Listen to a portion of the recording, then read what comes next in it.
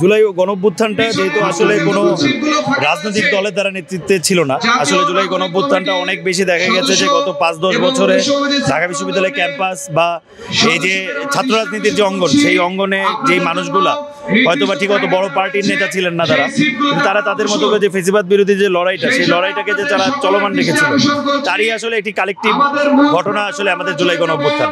ফলে জুলাই গণঅভ্যুত্থানের পরে এই যে বড় রাজনৈতিক শক্তিটা বা এই যে লোক মানুষগুলা, তাদের ভিতরে আসলে একটা মিথস্ক্রিয়ার দরকার ছিল। সেই মিথস্ক্রিয়াটাই আসলে জুলাই গণঅভ্যুত্থানের পরে আমরা জাতীয় নাগরিক কমিটির মাধ্যমে সেটা করার চেষ্টা করেছি। এই জার্নিটা মূলত শুরু হয়েছিল, আমাদের চিন্তা ছিল যে আমরা যদি একটা সিভিল বডি গঠন করতে পারি এবং সিভিল বডি একটা পলিটিক্যাল পার্টির জন্য প্রেশারাইজ করবে, মানে তারা হচ্ছে মানুষজনের মধ্যে রাজনৈতিক যে চেতনা, রাজনৈতিক যে চিন্তাধারা এবং মূল্যবোধ সচেতনতা তৈরি করবে এবং ওই সচেতনতার মাধ্যমে একটি রাজনৈতিক দলের উদ্ভব হবে। তো আমাদের কাছে সময় কম ছিল, আমরা আরও সময় দিয়ে চেয়েছিলাম, কিন্তু আমাদেরকে দেশের অবস্থা বুঝতে হবে, দেশের পারিপার্শ্বিকতা বুঝতে হবে। সেজন্য আমরা কিছু সময় কমিয়ে আমাদের যতটুকু সামর্থ্য ছিল আমরা গ্রাসরুটে পৌঁছানোর চেষ্টা করেছি। আমরা যেটা করেছি, টপ ডাউন অ্যাপ্রোচে না গিয়ে বটম আপ অ্যাপ্রোচে কীভাবে জনগণকে সম্পৃক্ত করা যায় সেই ব্যাপারে চিন্তা ভাবনা করেছি। সেই জন্যই উপজেলা লেভেলে, থানা লেভেলে আমরা চলে গিয়েছি, সেখানে আমরা জনগণকে সম্পৃক্ত করে কমিটিগুলো দিয়েছি।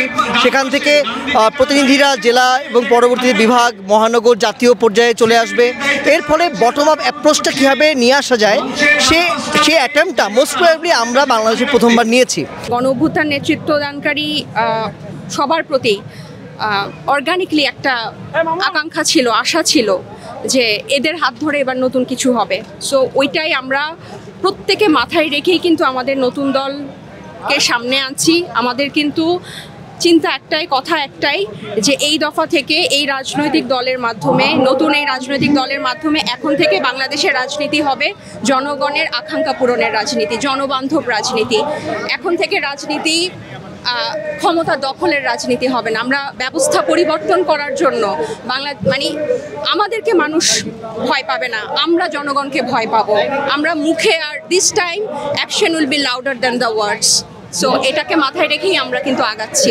আমাদের এই পার্টির মৌলিক লক্ষ্যই হচ্ছে যে স্বপ্ন নিয়ে মানুষ হচ্ছে তাদের জীবন দিতে রাস্তায় নেমে এসেছিল, সেই স্বপ্নকে বাস্তবায়িত করা, একটা সুন্দর বাংলাদেশ গড়ে তোলা। আমরা আমাদের রাজনৈতিক দলের মধ্য দিয়ে সেটাই করার চেষ্টা করব। আমরা চেয়েছি যে প্রত্যেকটা মানুষকে তার যে নাগরিক অধিকার এবং নাগরিক করে তোলার ব্যাপার, সেইটা আমরা হচ্ছে আমাদের পার্টির নামেও ফুটিয়ে তুলেছি। আমরা চাই প্রত্যেকটা মানুষ তার নাগরিক অধিকার লাভ করুক এদেশে, আর যেন কেউ হচ্ছে মানে ডিহিউম্যানাইজেশনের শিকার না হয়। মানুষ যেন রাস্তায় আর কখনো তাদের দাবি আদায়ের জন্য নামলে তা খুন হতে না হয়। আমি আসলে সংগঠক হিসেবে দায়িত্ব পালন করেছি এবং বরিশালের বিভাগীয় দায়িত্ব আমি ছিলাম। তো আমার সুযোগ হয়েছে পথে পথে ঘোরার, পথে পথে দোকানদার থেকে শুরু করে, রিক্সাওয়ালা থেকে শুরু করে প্রত্যেকটা মানুষের সাথে আমি কথা বলেছি। তো মানুষের ওয়েলকামিং আমি 100% বলবো না, 95%-এরও উপরে ছিল, এবং তারা মানে নতুন কিছু দেখতে চায় এবং তরুণদের নেতৃত্বেই নতুন কিছু দেখতে চায়। করেন 2024 সালের ইলেকশনে, তার আগে বিএনপি ভোট বর্জন করছে, প্রত্যেকটা পলিটিক্যাল পার্টি ভোট বর্জন করছে, মানুষ ভোট বর্জন করছে, মানুষ ভোট দিতে যায় নাই। কিন্তু বিএনপি যখন বলছে যে আমাদের সাথে যুগপৎ আন্দোলনে তোমরা যোগ দাও, জনগণ তার সাথে নামে নাই। তার মানে জনগণ বুঝতেছে যে সে তার নামা উচিত, বা তার ভোটের বিএনপির যে আন্দোলন সেটা ভোটের আন্দোলনে সে মাঠে নামে নাই, কিন্তু সে এবার তার কথা শুনছে যে সে ভোট দেয়ও নাই। তার মানে হইতেছে সে মনে করতেছে যে শুধুমাত্র ভোট দিয়েই তার জন আকাঙ্ক্ষা, তার সাম্য, মানবিক মর্যাদা, ন্যায় বিচার, এই ব্যাপারটা আসলে আদায় হবে না।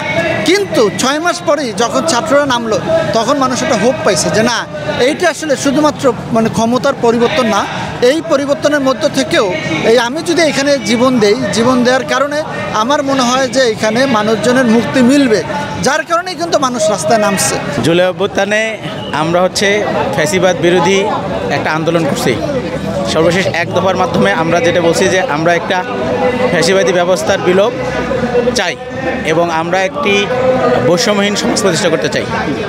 তে আমার বিশ্বাস যে জনগণ একটা বৈষম্যহীন সমাজ, এবং আগে যে রাজনীতির একটা ধারা ছিল, কালচার ছিল, ধরেন পরিবারতন্ত্র, ভাই পলিটিক্স, একটা গ্যাং পলিটিক্স, এই জায়গা থেকে আসলে মানুষ প্রাতিষ্ঠানিক সংস্কার যাচ্ছে এবং মানুষ চায় যে প্রতিষ্ঠানগুলো শক্তিশালী হোক এবং জনগণ এবং তাদের নেতাদের মধ্যে যে দূরত্ব, এই দূরত্বগুলো কমুক এবং সহজেই তারা মানে অ্যাজ এ সিটিজেন হিসেবে, নাগরিক হিসেবে তাদের যে রাইটগুলো, এই রাইটগুলো তারা পাক।